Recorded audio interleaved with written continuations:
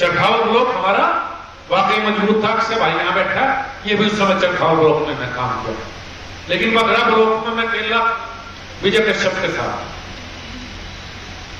सब कार्यकर्ताओं के आशीर्वाद से पूरे जनपद में 6 की 6 सीटों में सबसे ज्यादा अगर कहीं वोट मिली तो उस समय चरखावल विधानसभा वोट मिली थी और नंबर 2 पर हुई थी सदर विधानसभा। आपको शायद 42,000 वोट मिली थी विधायक जी उस समय, संसद जी 44 और विजय कश्यप को 48,000 वोट।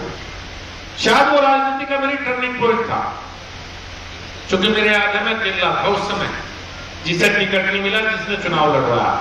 बाकी सबने सबकी बारात चढ़ाई थी। मेरे अच्छी तरह याद है 2012 में जिसे टिकट नहीं मिला उसमें दूसरे की बारात चढ़ाई। मैं अकेला कार्यकर्ता था जी, मुझे नहीं पता था अगला टिकट मुझे मिलेगा नहीं मिलेगा, लेकिन मैं था विजय कश्यप के साथ, दिल से था टिकट मांगने के बावजूद। मुजफ्फरनगर दंगा हुआ, अकेली भारतीय जनता पार्टी जमीन पर थी, कोई पार्टी जनता के साथ नहीं थी।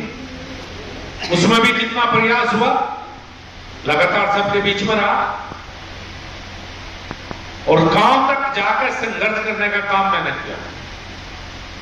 जो दंगा पीड़ित गांव है आप उन पर पूछ सकते हैं कि कौन तुम्हारे साथ था, चाहे पुलिस से लड़ने की बात हो, चाहे गिरफ्तारी रुकवाने की बात हो या कहीं भी उत्पीड़न हो, सबसे आगे हमेशा रहा। पार्टी का आशीर्वाद मिला, 2014 में टिकट मिला, आप सबने आशीर्वाद दिया, बड़ी जीत हुई। उससे पहले एक बात बताना भूल गया, मैं मुजफ्फरनगर वापस काम करने के लिए आया था। मैं बिजनेस करना, पहले मैं विदेश चला गया, कनाडा रहा, अमेरिका रहा, फिर अपना याद आ गया वापस आना है।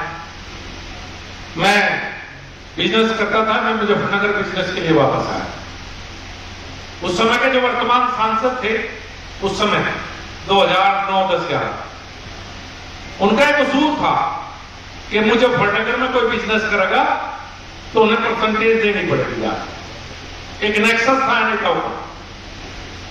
वही उत्पीड़न मेरे साथ शुरू हुआ, मेरे और मेरे साथियों के साथ। हिस्सा दो भाई, बिना हिस्से के तो इस जनपद में कोई काम कर नहीं सकता। मैंने सोचा मैं बड़ी खतरनाक बात है, क्या करें इस मामले में। सरकार दूसरे दलों की थी, भारतीय जनता पार्टी में कोई ऐसा नेता था नहीं जिसे कहते थे आके चल भाई। मैंने और उस पार्टी के नेता ढूंढने शुरू करे, अपने समाज के ढूंढे। सबसे पहला आदमी मैंने भी ढूंढे भाई, वे उससे बड़े चोर निकले।